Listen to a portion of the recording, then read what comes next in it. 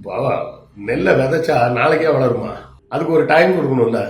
அது போல தான் இன்வெஸ்ட்மெண்ட்டும். இன்வெஸ்ட்மெண்ட் பண்ணிட்டீங்கன்னா அது வளரணும்.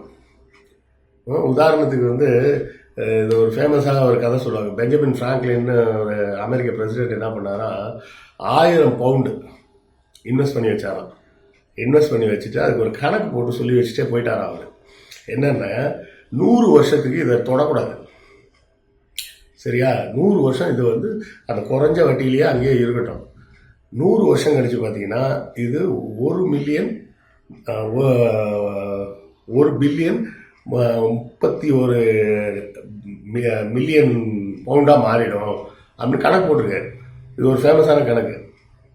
நீங்கள் வேணால் சர்ச் பண்ணி பாருங்கள். பெஞ்சமின் ஃப்ராங்க்லின் 200 இயர்ஸ் இன்வெஸ்ட்மெண்ட் அப்படின்னு தேடி பாருங்கள், அந்த ஸ்டோரி வரும். அது கிட்டத்தட்ட 100 வருஷத்தில் 1 மில்லியனாக மாறிடுச்சான். அதில் ஒரு 31,000 பவுண்ட்ஸ் எடுத்து அங்கே ஒரு பில்டிங் கட்டுங்க, மறுபடியும் அந்த $1 மில்லியன் இன்னொரு 100 வருஷத்துக்கு இன்னும் டெபாசிட்டில் போட்டு வைங்க. அதுக்கப்புறமா அதில் வர பணத்தை இந்த அரசாங்கம் முடிவு பண்ணி ஏதாவது மக்களுக்கு நல்லது செய்யுங்க அப்படின்னு சொல்லி ஒரு 1000 பவுண்டை போட்டு வச்சுட்டு அதுக்கு ஒரு கணக்கு எழுதி வச்சுட்டு கொடுத்துட்டு போயிருக்கிறாரு. அப்போ நல்லா யோசிச்சு பாருங்க, இன்வெஸ்ட்மெண்ட்ன்றது வளருவதற்கு நீங்கள் டைம் கொடுக்கணும். தங்கத்தில் முதலீடு செய்வது எப்போதும் ஆபத்து இல்லாதது.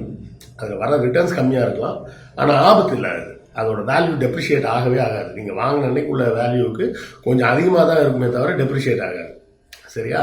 ஸோ இந்த நேரத்தில் தங்கத்தில் முடிந்த அளவுக்கு முதலீடு செய்தீர்கள் என்றால் அதை செய்து லாங் டேர்மாக வச்சுருந்தீங்கன்னா உங்களுக்கு நல்லது.